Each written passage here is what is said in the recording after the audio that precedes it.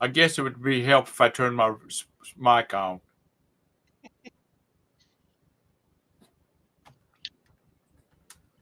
Howdy. Howdy. Can you hear me now? I'll Yep. get this, by show number 2065, I'll have it down to a pat. Okay. Anyway, good morning, everybody. Howdy. Good morning, Vintage. How are you? What's going on this morning in the hot world of Texas? I just, Did it really get up to 105 yesterday? yeah, it's supposed to get up to 107 today. 107. So, yeah, I packed up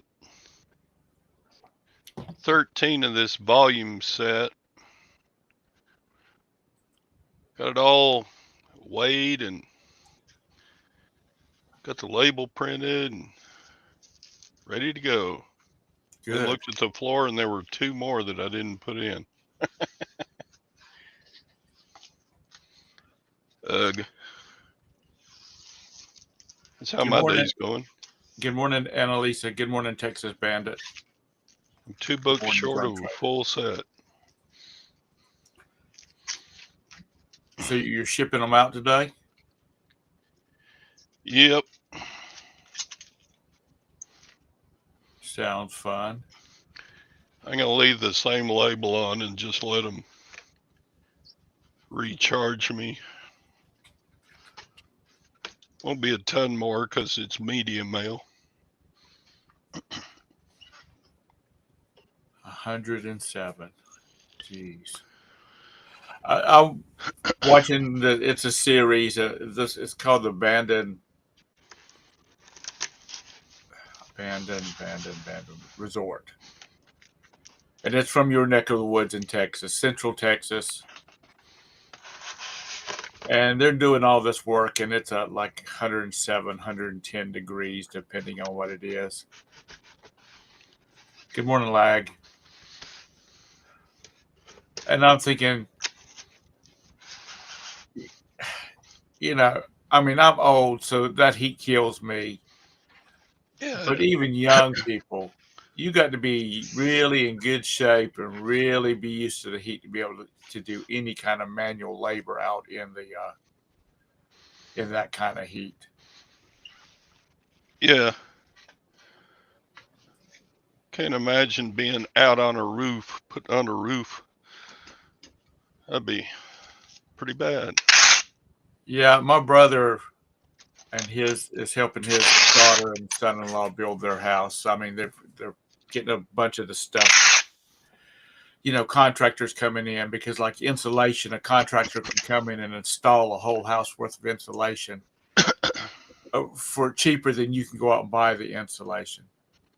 But they're putting that metal roofing on top of their house, and apparently my brother's going to help them do that. I told him he needed to do that in the middle of the night. Go rent some of those big lights and just light that place up and get it done. But yeah, these guys that come and do roofs, they, you know, I'm not. This is not supposed to sound racist or anything like that. The crew that came and did our roof, they're all from Mexico. Which it was during the spring when they did. That was in the winter or fall when they did our roof. Mm-hmm.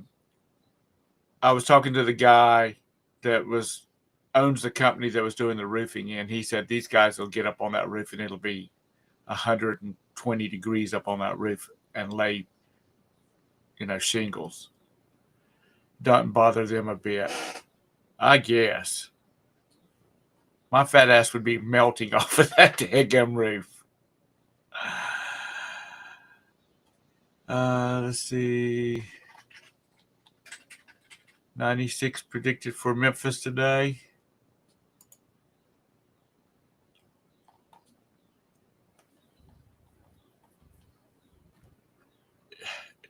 Lag, I'm with you on that, ma'am, sir. Uh, I just don't do the cold either. I don't do the heat well. I don't do the cold well. This extreme cold and extreme heat. Let's put it that way. I mean, like Nikki, she talks about it's February and it's minus 13 degrees. Hell no. I would be living in my car in someplace in central Georgia. I'm like the opposite. I like it cold.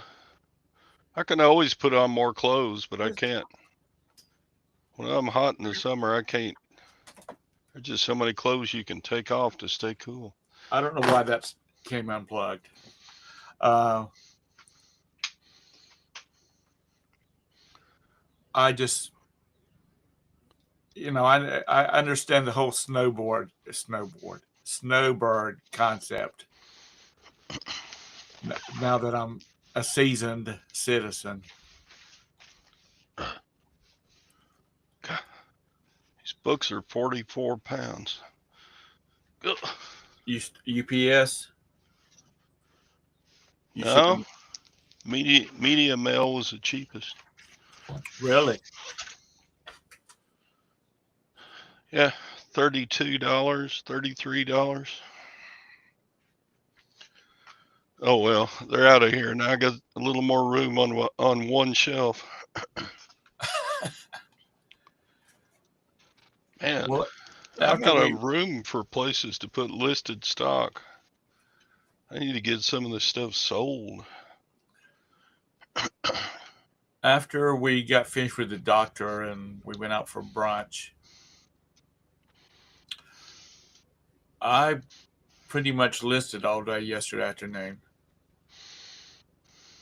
I got a bunch of this bike crap listed. I actually sold one of the things that I listed yesterday. It's already in the mailbox. What's the Powerball up to, Vintage?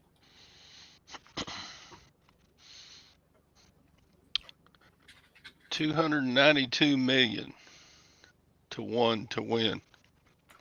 I didn't say the odds. I said the amount. That's pretty long odds. I'd rather gamble on poker. Well, not everybody can play poker. Yeah. Roberta says everybody can't play poker if you didn't hear her. What'd she say? She said not everybody can play poker. Yeah, they can. Some people just can. Well, they suck at it. Okay. Some people cannot play it well. She said they suck at it. Mm-hmm. I don't even know what the jackpot is. I know it's getting on up there. I had a follow. Well, I was hoping it was going to be my final follow up on my eye surgery. I've got to go back in 3 months, and everything's looking really good. But now he's wanting to make sure I stay on top of my right eye because there's some potential issues there. And so if I start seeing any telltale signs of a detachment, then I'm supposed to come see him like right now. And apparently if you've had cataract surgery, retinal detachment is a potential. Good morning, Sandy.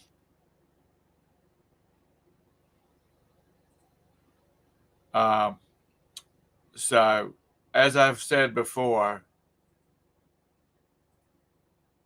you go blind. Like what happens when it detaches? In my case, I started getting a black bar that started over here on my left-hand side, and it was started getting wider. And so that's what happens when it detaches. You literally go pitch black blind. It was like somebody just moving a piece of cardboard across my face. So if anybody starts having any of that kind of spells, or if you start getting a lot of floaters, then you need to stay on top of it, because you can go blind. What causes that? You're inherited. It all different kinds. It could be inherited. There's not really a rhyme or reason. Only that surgery on your eye can happen. the biggest common factor is if you've had any surgery on your eye, cataract or any of that kind of stuff. So I sold the $2,500 painting. How much you sell it for? $50? 200. Well, good. Good. See, that's the thing about Todd. Todd only ships about 4 things a day, but they're all like $200 to $400 worth. Nah. I caved on my price. I started when I first listed it. I listed it $1,400. Then I've been steadily coming down. I finally had it listed for $440, and I've had it 2 years. And I got an offer for $200 plus shipping. So I said, okay, I'm tired of it. Get it out of here. But it's a good profit. Yeah. Where'd you get it from? A garage sale, believe it or not. Garage sale. Yep, I bought it for $25. Sold it for $200. That's good return on investment right there. Vintage says it's $1 billion payout spread across 30 annual payments, or $516 million if you take the payout. You know, I've heard that most people take a lump sum payout, the full thing up front. I'm like, oh, hell no. I'll take the annual. Your taxes are going to be less, and your... But the thing about it is, though, if you win and you die, if you win today and you die tomorrow, the payout stops. Yeah, but with that much money, I wouldn't even care. You'd still get, what's $1 billion divided by 30? Oh, yeah. But if you... getting that much every year? Sheesh. You know, that a lot of states you can't buy it in a trust. You know, so it runs perpetually because they want you to die. But South Carolina, which is where we get our tickets from, you can buy it. If you win, you can not declare your name. I mean, they can not declare your name. You can buy it in a trust so you can protect your identity and whatnot. In North Carolina, no, you got they can print your picture or anything else they want. Yeah, that's $33 million a year taking the payout. I would do that. Because if you took the full lump sum and somebody cheated you out of it, you're done. Well, you know, there is a lot of dumbasses out here that have just, pardon my French, my Southern term about it, pissed away $400 million. You know, wasn't he from Wisconsin that had like 150,000 in a briefcase in his car, and he went to a strip club and somebody broke into his car and took his money?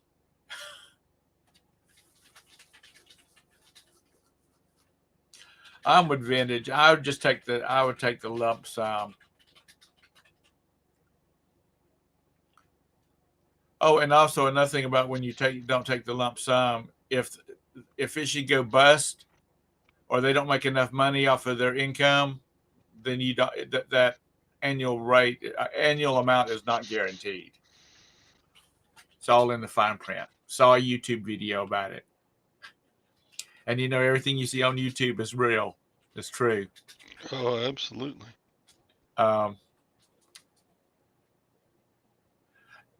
Who was it? Someone up the line says, my little town will be invaded with lottery people.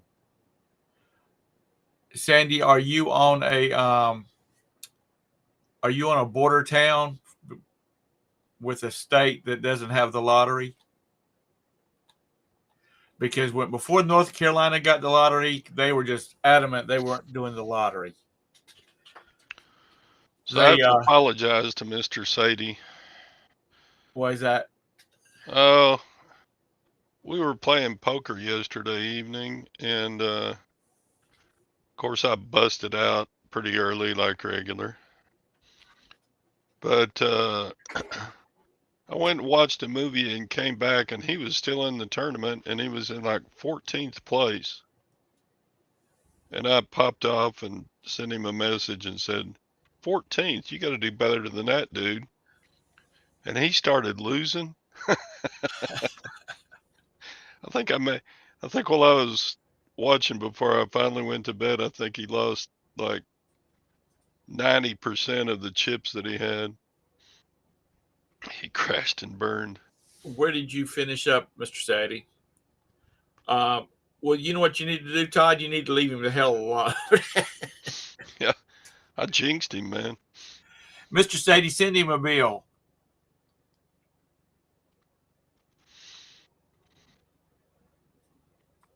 So does Alabama or Tennessee not have the lottery? Yeah, Mr.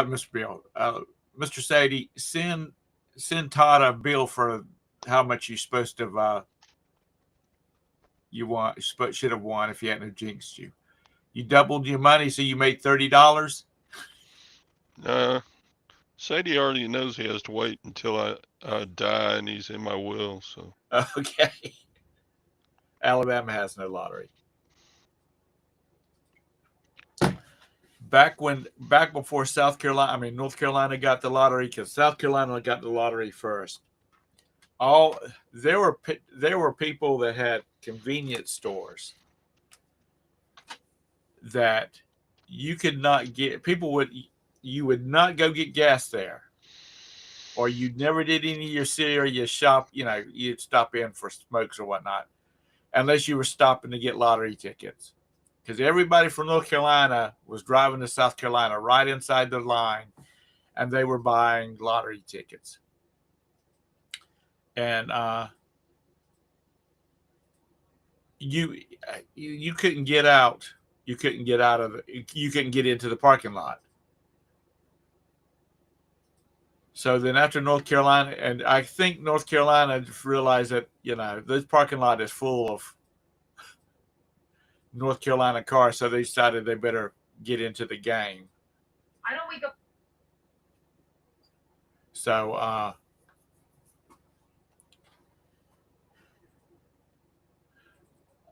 you would have won $1 million, Mr. Sadie, if Todd hadn't left you alone. Cha-ching. What'd you sell? Sold an Xbox 360 hard drive. $8. Yay. Plus shipping. What was? Yeah, I sell the high dollars to $8 plus shipping. We had one of the boys' game systems, the power supply went out on it. And we had to look forever to find one locally. Was it the PS3? Why don't you just buy one on eBay? Because we wanted it now. Oh.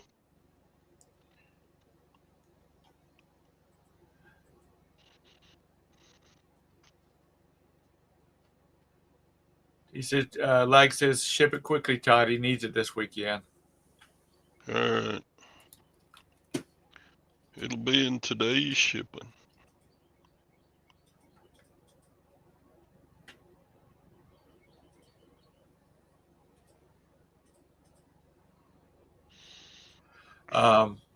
Your tent's gone.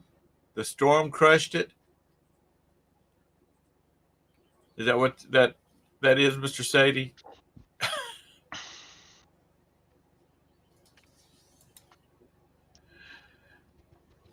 Are you camping or your boss is camping? I bet it's the one they had over that stage. Uh, That was see, a big, because that I was a just big figured, tent. I figured that Mr. Sadie's boss would just say, Sadie, the family and I are going camping this weekend, so take some boys out, set up my campsite, my tent, get the queen size bed moved in. I guess Yeah, that's in a what big windstorm, tents just turn into kites. yeah. They just Especially we if had they a don't pretty have good windstorm, and the patio umbrella we had in the backyard. I looked out the next morning, and the umbrella wasn't there, so I went and looked around. It wasn't anywhere around the pool or anywhere. And I looked up, and that patio umbrella was on our roof. don't you even think it. Cole, my solid black cat, is up on top of a bookshelf over here, and he keeps looking at this one over here like he's going to try and jump from one to the other. Mm. And there's about a 4-foot gap between the two of them. There you go, a trailer that converts into a stage. That'll work.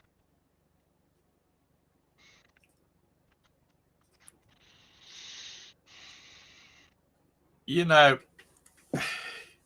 this guy used to bowl with years ago. His family had porta-johns. They must have had 50 gazillion porta-johns.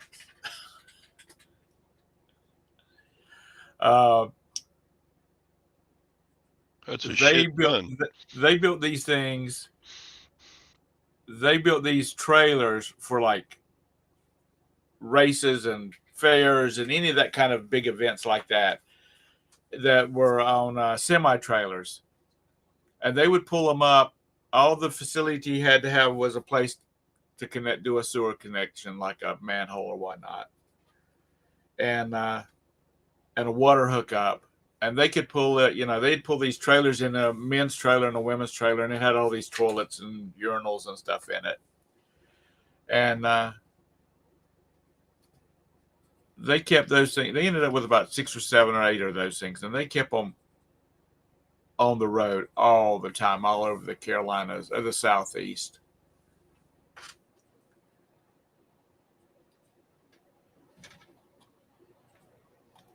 What made me think of that was the fact Mr. Sadie was talking about the trailer that converts into a stage. Good morning, Tara. The link should be pinned to the top of the chat if anybody wants to come in.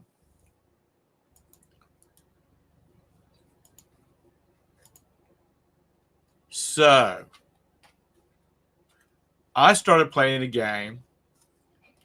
It's called Big Ambitions, and it is a business simulator.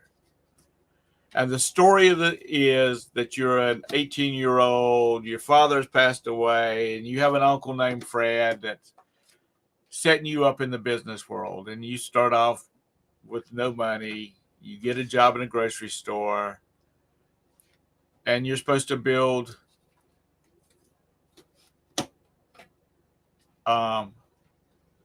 your business empire. And, He's slinking between boxes. he's driving me nuts today. The point of the game is that like I said, you start off with a gift shop, and you have to develop the gift shop, but you have to look at stuff. You have to look at real world numbers as far as you have to look at your traffic flow and all that kind of mess. And you build it on up. And after you get that one going, then you add more businesses, which could be restaurants or clothing stores or whatnot like that. And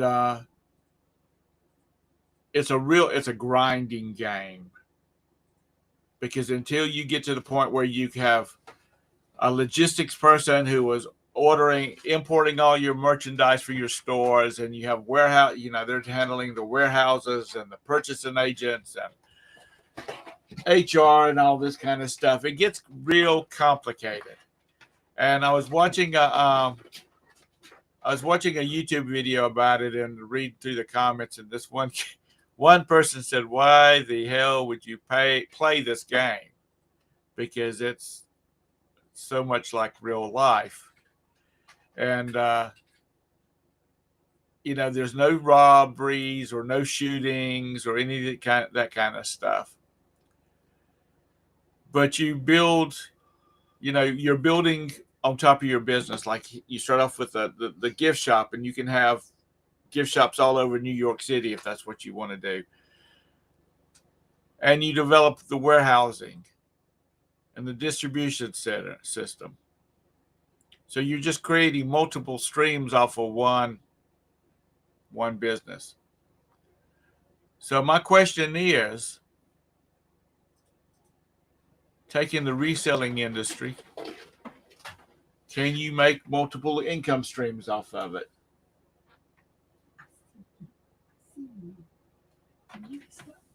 I know I got a bunch of smart people up here. It's not yours. Stop it. Sorry, the cat is distracting the hell out of me. Would you please leave this alone? It's like, but it's a toy. Okay, well, it doesn't look like it's going to come off very well. So that's my question. Can you make multiple streams off of it? And Mr. Sadie says yes. So elaborate, Mr. Sadie. Well, Commonwealth Picker, he started a YouTube channel about his reselling business, and he makes more money on YouTube than he does reselling. Yeah. And then he's got, because his YouTube channel is successful, he has businesses that want to sponsor him. And so he makes money from promoting their products on his YouTube channel. So yeah, you can turn reselling into a lot of different streams of income. Good morning, Felix. I'm hoping that's him. It says 24K.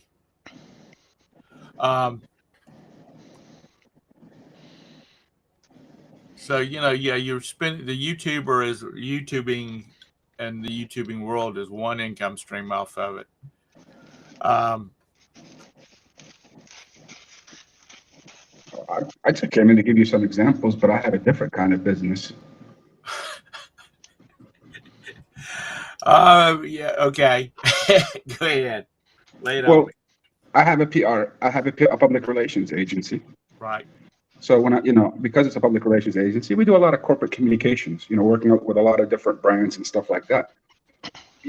That's what the work is. But at the same time, you can have a lot of fun with your work if you love what you do. Right. So basically what I did is I just focused what I did towards travel. And that way I would be able to go anywhere in the world I wanted to and have someone else cover the costs. So you call up an airline and say, hey, how about I fly 4 or 5 journalists with me to write, about your business or first class, and we want to go to Tokyo, or we want to go to this place, and you can call a hotel and do the same thing. And then they will pay for your time. They'll pay you to go there. You're going there on vacation to begin with. So there's a lot of tie-ups that you could do. Right. I mean, if business is all about you looking around and seeing how you can have fun with it and what's missing, how I can do something different than the next person next to me, what the local competition is doing. I told you guys before, if you guys were to, there's some things in the South that might not sell, that don't sell in the North. So you could send those up north and get more money for them. And there's some things in the North that might sell better in your area. So knowing what area you're in makes a big difference. Like in watches, like I said before, gold watches. In America, they love gold watches. Well, here they can't wear them because it's against their religion. In Europe, they think it's, too showing off. So they like white gold. Understanding markets. Asia loves smaller watches. The U.S. loves big watches. You can get good deals knowing the market that you're trying to go into. It's all about you understanding the market. If you don't do your homework, you're not going to get anywhere. Just selling for the sake of selling or trying to go and look at beer and say, oh, okay, well, he's doing Monopoly, so I'm going to do. You don't know what Monopoly is in your area or if that's going to sell in your area or if that's going to be. So copying someone, you can get an idea from someone, but just literally copying it and trying to see if you can be successful with it, you might be. But how long is that going to last? It's all about being creative. If you're going to bed and you're dreaming about what you're going to sell or what you're going to buy or what you're going to do, you're in the right business. If you go to bed thinking, oh man, what a hard day that was, and I just want to get into bed, you're doing something wrong. Yep. Does Amazon have more than one stream of income? Yeah, they have Prime, they have gaming, there's so many.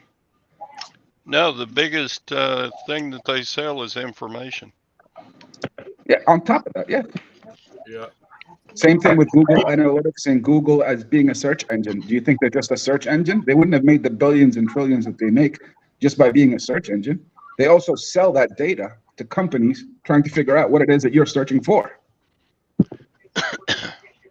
So yeah, you have to look around you and say, how can I get the maximum out of this? If it means doing a YouTube video and you might not be making that, well, who cares? Even if it's $1, it's $1 you didn't have. And you'll grow to make it something. So if you can do YouTube, you can do Instagram, just look at all these people that are doing. Guys, I pay influencers. I own a PR agency. We have a lot of companies, huge companies, multinationals that come to us and say, here's 500,000, here's $1 million. We want you to go get 3-4 influencers to come talk about us. We pay influencers. When we were doing the gold and silver coins in the back, I used to get contacted by mints and different people saying, how about I send you a free silver and free just to do a video on it. I wouldn't do it. I thought it was selling out. I was an idiot.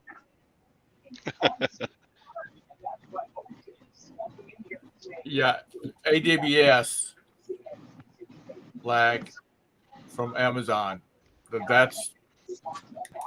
That's big business, and even big businesses are moving over to AWS just to not have to let them deal with the. I bet you all could make money off of big auction houses or big dealers in New York or other places, antique dealers that would say, listen, I'll give you $100 a month or $200. I'll make a deal with you. I'll give you $500. If whenever you go around to these estate houses, you take pictures and send them to me of this type of furniture or something like that. You guys can do all that because you're on the ground. They're not. And they need people on the ground because they're looking for these amazing deals and these amazing products that they're not going to get access to. Yeah, lag. They do because everybody. I mean, so many big companies have moved over to AWS to handle their server and farms and whatnot. I mean, they don't have to. You're so right on that. But yeah, I'm going to disagree with Sadie. What's that? He said the key to YouTube is consistency. No, it's not. The key to YouTube is doing something dramatic. Same thing as TikTok. Do something crazy and you'll see how many. Say something crazy and you'll see how many people. It's about controversy more than anything.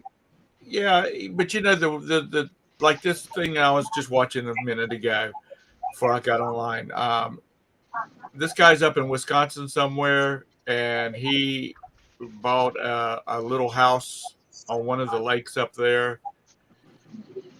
And he's in the process of redoing the house. And he does a couple of episodes a week based off of what they've done the previous weekend because he's got a job during the week. Yep. And, he's got a lot of people coming in and watching that video, and it's helping to pay for his hopefully it's helping to pay for the rehab on that piece of property, which he is in turn going to do an Airbnb or whatever they're called. Yep. Yeah, Sadie says, I can show you the moon every night for a year and get 10,000 K subs. That's just because you have an ugly butt. But if you had a nice butt and you showed them the moon, you get a lot more than that in a day. I don't know if that's the kind of moon you're talking about. I think When Paris Hilton showed the moon, she became famous. Those Kardashians became famous on the back of the moons.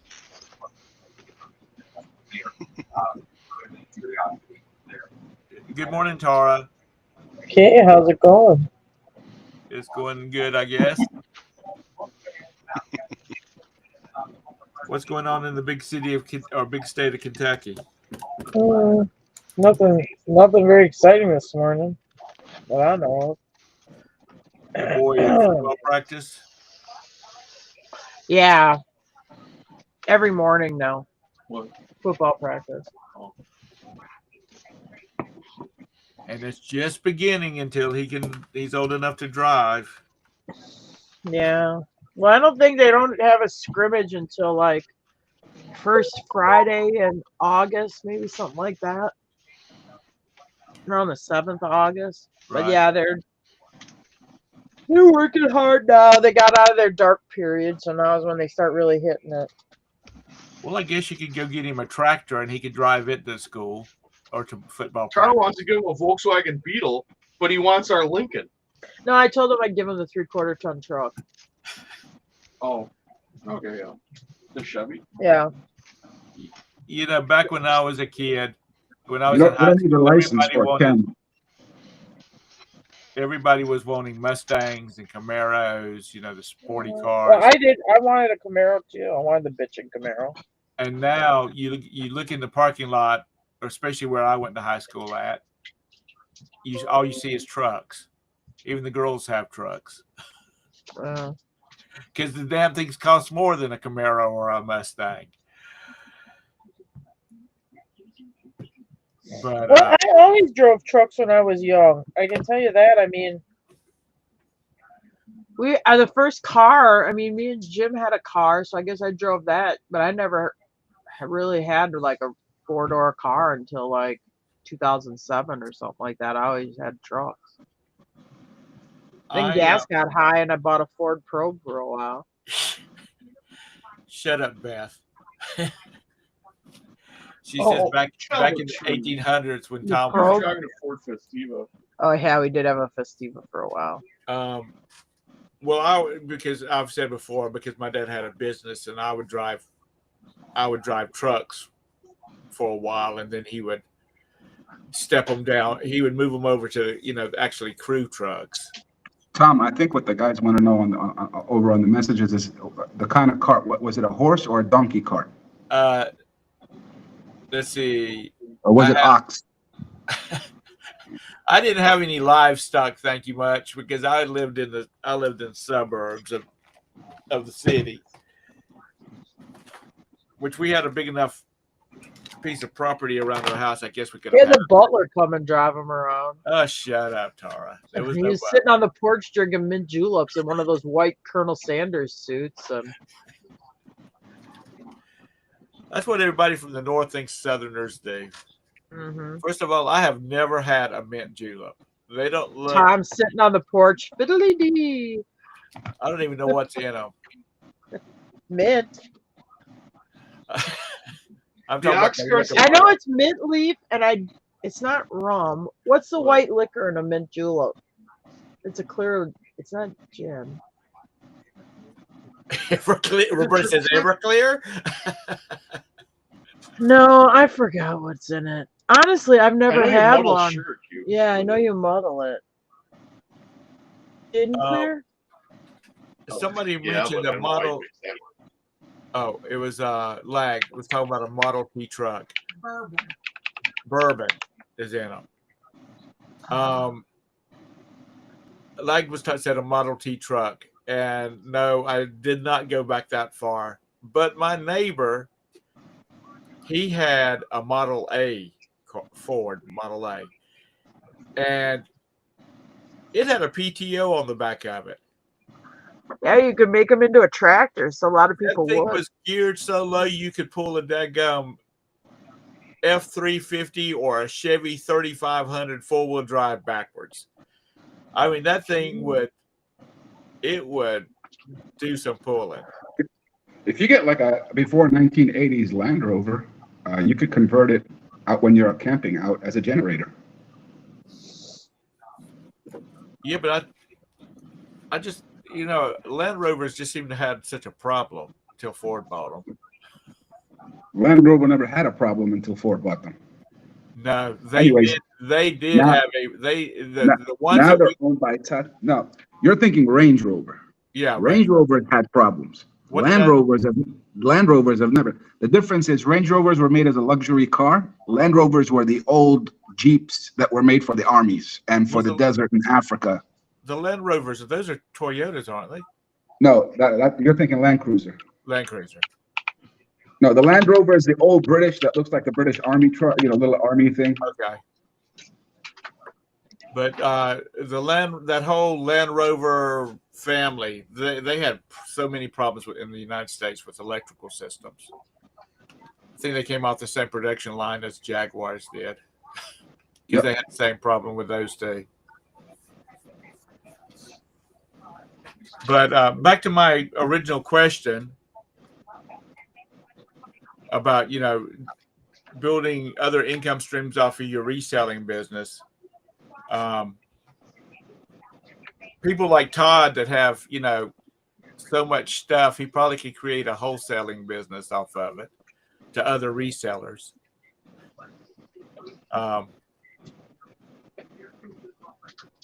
Yeah, but if he would video it, all of the things that he's doing, going out, coming back in, listing them, showing how everything is done, I bet you in a short while he'd be making more money than selling. And you could see different people doing stuff like that on YouTube. Right. They literally, start off showing you their business, and then it becomes the business. I have quit following a lot of people that were resellers and did various things like storage auctions and things like that because they quit doing it. They became an information seller. Exactly. Because he makes more money. He makes more money that way. Yeah, but they weren't doing. Because they're lazy. They weren't doing the actual business anymore.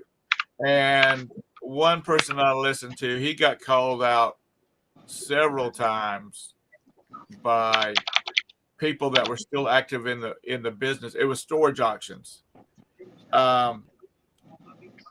Because he wasn't staying really in touch with what was going on in the industry at the time, that he was more doing on the storage wars model than they were what real people were having to do. Because when the storage wars came out, the prices of lockers went astronomical. Yeah, because everybody would see a 50-minute show where everybody was finding $100,000 worth of stuff inside and thinking that every box is going to be a lucky box.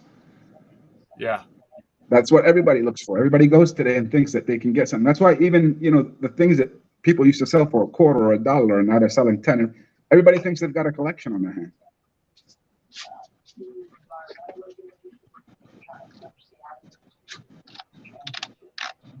Is that a question about those people, Anissa? But like I said, it's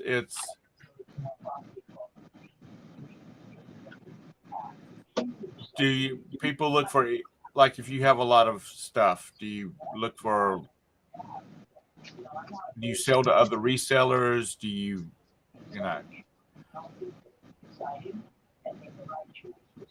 what I was saying, Anissa, girl, you're going to have to start getting up and getting your hair done and makeup on if that's what you do, and start coming. Tom, if I'm understanding you correctly, you just have to look for different avenues, not just the same. So you're using YouTube, you're using Amazon, you're using eBay. There's other outlets that you could still be using and doing the same thing. So you could expand your market vertically, not just horizontally. So you could look for different places that you could sell your items, like auctions you guys were talking about the other day. There's so many different things that you could do at the same time to diversify what you're doing. Well, that's like what Scott does. Scott does, he does Amazon, eBay. He has his reselling course. Etsy, Facebook, whatever, Tinder, OnlyFans. Scott's made most of his money on OnlyFans with those bras of his. He's hitting a niche that he she thing. But he's got onto this to the live or to the auction houses. I mean, he's already acquiring product. He's just sending it out in a different way. Exactly. So it'll just make it quicker for you to be able to sell what you have, because now instead of selling it on 3 outlets, you're selling it on 8, 9, or 10. But then you're looking at things in a vertical way. If you want to expand horizontally, then you need to look at how you can maximize the things that you're doing. So maybe doing day trip videos. It doesn't have to be on selling. It could be on the location itself. So you're going to a part in South Carolina that people come to, that tourists like to see, and they don't know. So when you're going to go to that house to look at the estate, and there's a good restaurant right near it, then you go do coverage on the restaurant. After you go to the house, you're trying to maximize your profit and maximize that trip. So you're doing more than one thing. So you can do a vacation thing. You can do whatever you want. Good morning, Harry. Good morning, Mike. Sorry I didn't see y'all come in. James, good seeing you this morning.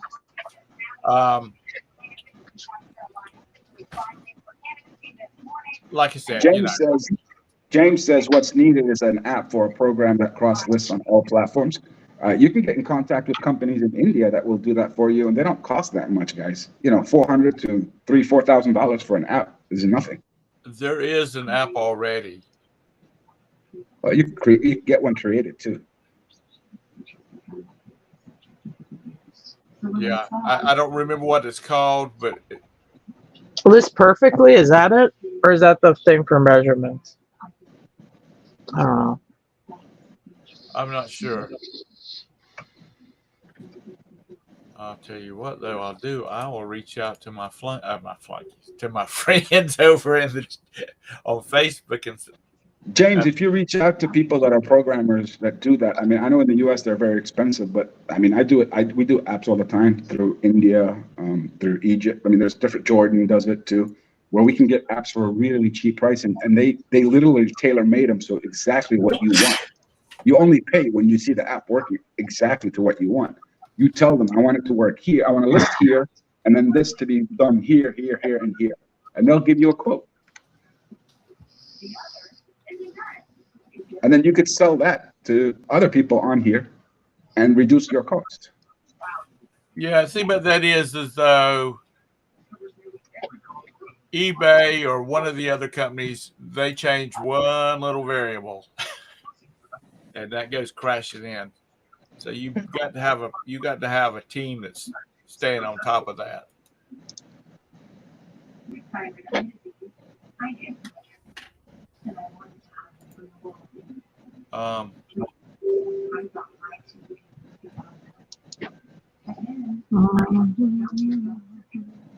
Flip. Oh, James, it's literally that easy. Is that what you're calling it? Really is. It's just people don't think about it, or they always think it's more expensive than what it is, or they don't want to hassle. They don't know how to get. Just go watch YouTube videos on getting apps. You'll see how easy it is. None of them work on all platforms, and you probably wouldn't.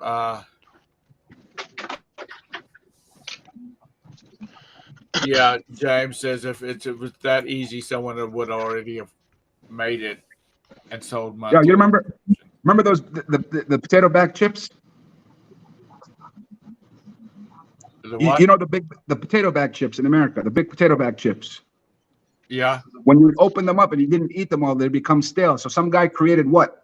The thing that you hang the clothes on, and he put it on it. Yeah. And he made billions off of it. I guess it was easy, wasn't it? Yeah. So, I'm telling you from my experience. I have a public relations agency, and I do apps for my clients all the time. It's that easy. You call them up, you tell them exactly what you want. They get on a call on a video conference call with you. They set everything up for you. You test it. If you like it, you pay them. You're done.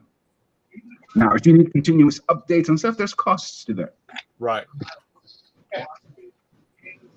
It's just, there's like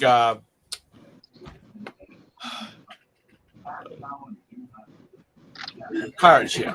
Just went completely blank there for a minute. Pirate ship. They they have to stay on top of, to be able to import the information like they do. They have to stay on top of how eBay saves that information or displays that information.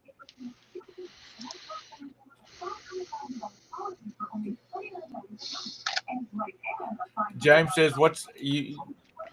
that's what's stopping 24K from making billions, making and selling the app. See, he's probably already working on it right now.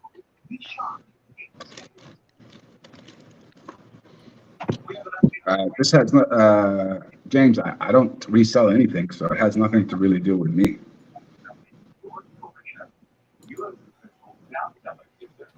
So I don't even live in the States. If you don't resell, how did you get connected with this crowd? These guys? Yeah. Oh, it's that Pops told me that I had to come here and hang out with y'all. Okay. So it was all through the gold and silver. I just followed Todd. I mean, me and Todd are in a WhatsApp group. We're close friends. We've been friends for almost 12 years now. So I was just seeing what he was doing, and then I saw you guys, and I thought, hey, this is interesting. And I have you on usually when I'm doing my work in the background. Al just, has you usually come on at 4 o'clock in the afternoon, which is the time I usually go home from work. So it's just fun for me to come in and just, Al has a new percentage in my will now. Yeah. See?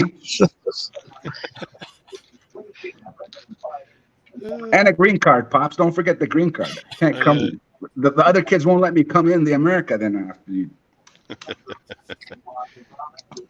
No. You said your mother was an American? Yes, sir. She lives in Maryland. And and for some reason you weren't able to get have dual citizenship? No. The reason is taxes, sir. Taxes. Oh, okay. Your taxes are too high. When I finished university, if I had decided to go back and live in the U.S., I would have taken citizenship. But because I just took my chance and went to Dubai, and then I enjoyed it there, and just thought I'm never probably going to go back and live there. So I thought, why? I'll just stay here. So you do not claim U.S. citizenship? No, I never claimed it. My siblings are. But my mom is. But do you not have it because your mother was an American citizen? No, because you have to apply. If I wanted it, I should have applied before I turned 18.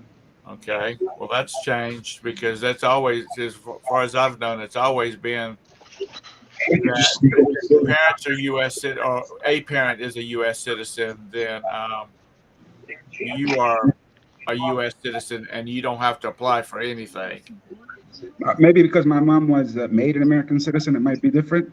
What? She was naturalized or whatever. She got the American citizenship. She was not an American citizen. Right. So maybe that's the reason. Maybe it's a different rule for that. I don't know. Just never nothing. Was she a U.S. citizen before you were born? No. Okay. She became a U.S. citizen. Yeah, she became a U.S. citizen after. That's the little kicker right there. Yeah. She wasn't a U.S. citizen when you were. No. Because when I was in junior high school, way back yonder, we were all in one classroom, and the school mom would come in there and teach 1st through 6th, and then 7 through 9 or 7 through 12. A friend of mine, Mark, his father was Irish, and he was actually born in Ireland. And so when he came back to his mom and dad divorced, and he came back to the United States with with her, it took them a while to get his U.S. citizenship straightened out because he Yeah, I wasn't mean, born here. the first time I saw you on YouTube was on a program. I think it was called Little House on the Prairie. Yeah, that's it. Yeah. I was one of those cute little kids that was on there. But it's but that's the big kicker right there because she was naturalized, and Mark's mother was actually a naturalized citizen too. Good morning, Mr. Harlan. Oh boy.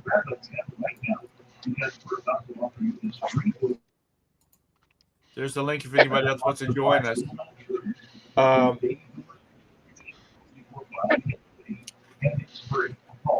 So No, but yeah, House, you look at like Steven and Steph. They were resellers when they started on YouTube, and their channel just blew up. So they don't do any reselling anymore. It's all about making silly videos that are just fun to watch. right? Yeah. They had Steven a, stuff. Well, they really got popular with their dumpster diving videos, wasn't it? That was kind of their stick. Yeah. dumpster diving. Do you guys know who? Do you guys know who Aki is? Yep. No. Who? Aki is this. He's a kid from Yemen, which is a country I came from, and he's a very, they moved to the U.S. Very poor kid, and his dad owned or worked in a small bodega in New York. Uh-huh. And he just started making weird sandwiches for people would come in and say, I want a ham sandwich with Pop-Tarts or with cereal. And he started making them and putting them on videos. The kid's worth like $45-50 million. I just saw an interview with him yesterday. He's worth $50 million just over doing these crazy videos of these weird foods. And when they asked him, why were you doing, why are you combining these strange things? And he was saying, well, because they weren't selling at the bodega.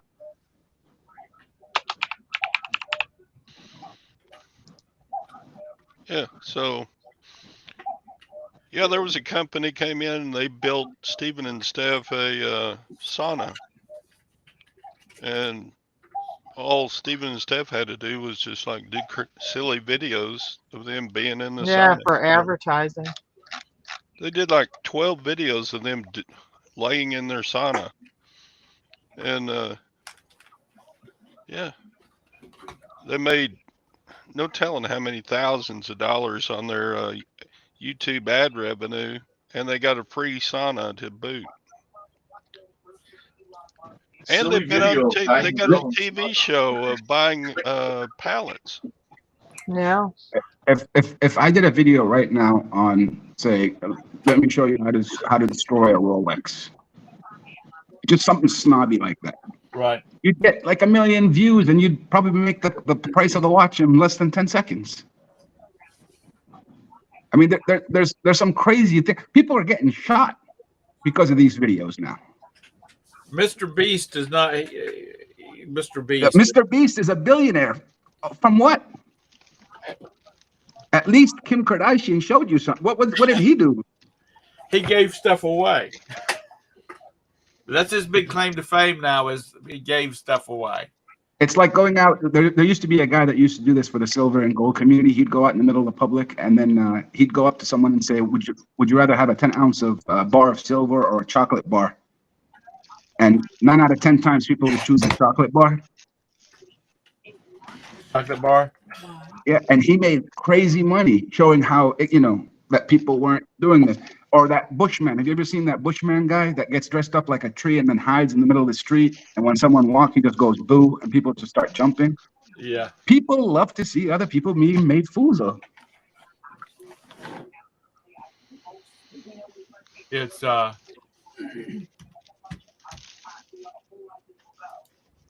I started watching Steve and Steph when they from their flea market. Yeah, when they were going to the flea markets because they were buying the pallets,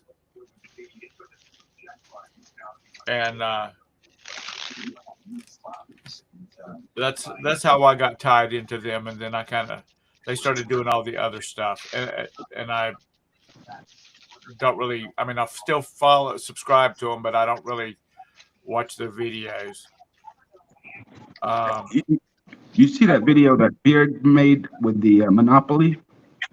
Yeah, that's an old one. Yeah, he has like 100 or some crazy amount of views. I'll guarantee you, from my personal opinion, that maybe Yeah, that was less than good. 5% of those views are resellers. The other 95% are people who are mad that his parents sharing it and saying, look, this is the guy that took our Monopoly.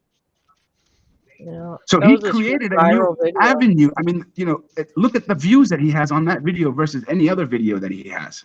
Right. And think, why is it that video? Is it because others are thinking, oh, no, it's because a lot of the views are going to be someone seeing it and saying, oh, wait, I found this is the guy that was stole the Monopoly from us and we have to go search everywhere. And he starts sharing it with his group of friends saying, look at this guy. Sometimes you're getting views that have nothing to do with what you're doing.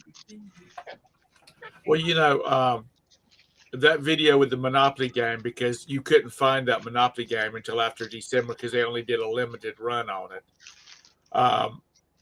And then it never happened again. The next year they did another Monopoly game, but they made 1 billion of them instead of 100. Yeah, it happened the same year though. Yeah, Tom, they actually did it the same year. They flooded I it. mean, Scott got in later that year. I mean, you had a lot of other people that tried to chase it, and they're still sitting on them. Todd, how many Monopolies you got? I don't have any. Yeah, I still No, got some. Tom. I mean Todd. I know he bought some. Yeah. In the gold and silver community, Todd probably remembers this. The Australian Mint came out with a silver coin called the Gods of Olympus, and they came out with a Zeus coin of a mintage of 150. What they found was that coin started selling. They sold it for like $100. It was selling on the secondary market for over $1,500.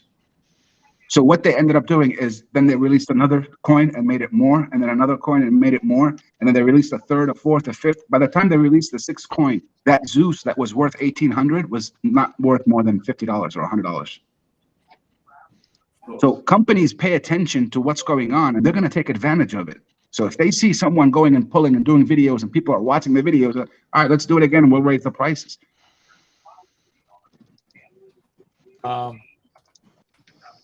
Back in the day, when Hallmark started getting into like the TV science fiction games, I mean, Christmas ornaments. You have a Yamaha 650. They came out with the Star Trek series, and the first one they came out was the Enterprise from the classic series, the 60 series. And they only did a limited run on them, and you could buy them for like $29.95 in the store. Well, because people couldn't find them, they were going for $300 and $400 and $500 on eBay. Now you can buy them for nearly nothing. But at the time, you could, they only made so many of them, and they didn't ever do a reprint of them. The next There's year, a lot of watch. There's a lot of watchmakers that do that same mistake where they release something and it becomes a so then all of a sudden every year they're releasing a new limited edition, every time. It's like every release is a limited edition now. What's the point? The next year they came out with the shuttlecraft Galileo, and they made so many of those that Hallmark stores were discounting them down to below their cost. So they kind of get kind of greedy. But yeah, I know what you're talking about on the limited runs, Felix. If you go and look at some of the Coach and Louis Vuitton and those kind of brands, they have purses that they have discontinued, and they're going for 2 and 3 times what they paid for them in the stores. If it says collectible on the box, that means big money. Yeah. So that that's a big thing there. If I was manufacturing something like that, that's what I would do. I would make a limited run of something and then change it to something else. Make some changes to it instead of but the way that they do it is it makes it waters down what you're selling. So you release a new watch this year and you say it's a limited edition because it's blue, and then the next year you do it again, but because it's light blue, or because you put you made it a little darker or a little, then you say no, it's a different limited. No, You know, you're ruining my market. You're ruining the market. The collectibles market is being ruined every time you do something like this. But there's people that will buy it. Yes, but I'm losing money as a collector or as someone that had already bought your product and got lucky that this price is going up. You're diluting my profit. You know, see what I'm saying? Of course, companies want to make profit, but at the same time, think about your consumer. You're not rich enough. I make Rolexes. I come out with a different Rolex every year, limited run. I don't care that you're as a collector, you're losing value because people, You do know that Rolex in this environment, in the world that we live in now, people will mortgage their children to have the newest iPhone, Louis Vuitton, Rolexes, just because it's it's the new one. It's the limited edition. Yeah, but Thom, Rolex is a non-for-profit organization. We're doing good when you're buying it. Well, good. I'm glad. I'm happy for them. That's the reason they're coming out with a different model. They'll come out with different runs. 72 silver. Texas Bandit says 72 silver Morgan find. Then the TV sellers got hold of a huge slabbing. MS62s were available at $12 in coinage ads.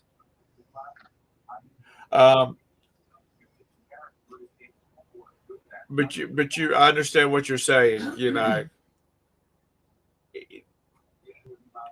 But there's people that buy. I was watching a thing on the news, and this guy there's like five. There is 5 of this certain car that's known to exist. He has 3 of them, and he has half of the other one because it was just parts.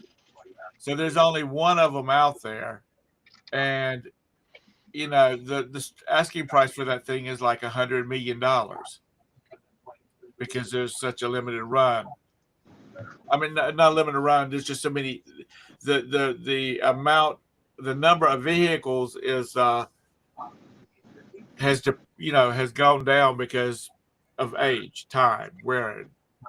Well, if a watchmaker was to make a limited of 10 pieces, let's say, a smart person would go in and buy all 10, destroy 9, and the one that he has is now worth more than the 10 combined. People always want what they can't have. Yeah, that's the whole point. The whole, and whether it's watch collecting, coin collecting. In coin collecting, people aren't collecting gold and silver. They want the rarest coin. It's not just having that, Silver Morgan, as Texas was talking. No, I want to have the Silver Morgan from this specific year, from the New Orleans Mint at an MS8, 870 or 69, which is something that's millions of dollars. Everybody wants what that person can't have. I want what you can't have. I don't want to ask any lady. She doesn't want to go into a party and see someone else wearing the same outfit that she's wearing. Why?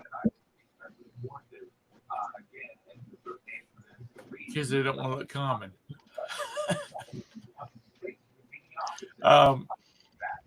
Listen, you can go on Temu and buy Morgan silver coins for $3 all day long. Todd's got about 25 of them at his house. Yeah. You can buy a plastic girlfriend on Temu too. Did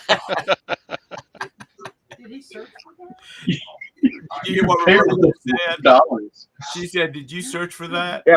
By the way, those dolls are non-refundable, so you better make sure you get the right one. The Temu, I get those ads. I don't search for the stuff. The ads come up. I mean, yeah, it's like, what the hell is that? So yes, I admit I would click on it because I'm like, is that what I think it is? And it's what you think it is. They're basing that off on your other Exactly. views. Demographic. Yeah, my bride that's what she does. She targets people and so you at some point or another have looked up Something. yes, something. Plastic dolls. You try to tell me something? Okay, here's the other thing. I'm just going to my doctor with a rash for my new plastic doll from China. Hey, you blame it on. Looks like somebody caught the COVID. You'd be lucky it was COVID. I mean, the factories they have those kids working with all those chemicals. No, thank you. Jim, you can blame it on Brandon. Yeah, it must be Brandon must have been searching on my computer. It's not me. That's right. He's on when he comes in. He's gonna be on restriction. What did That's I what do? every Matt? guy's last word should be. Clear my search history.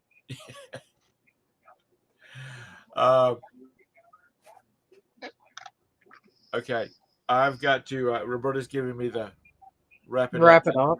Yeah, because she's got a call. So anyhow, thanks for everybody for coming in here. Thanks for all the good conversation. At least I think it was good conversation. Yeah. I'm gonna go make a video of me dropping my drawers in public. Oh boy. At your age, Sure. You know what? you Gwen, need one of those. You need one of those fisheye lenses to show how far low they're hanging behind you. Gwen she needs to get over on shorts. Her videos are the funniest. Phil's got a thong for me. A thong. So any final words from anybody? Not really. Nah. Go Cats. Okay. Put on a bra and do a video, and let's see how many views you get. Yeah, Scott has done that. So anyway, thanks everybody for coming in the chat. Look for Scott's show tomorrow over on his channel. Then back on me on Thursday. Todd on Friday. Scott's on Wednesday. Tom's on Thursday. I'm on Friday. Yeah. So everybody, have a great day. Thanks again. Bye. All right. Goodbye.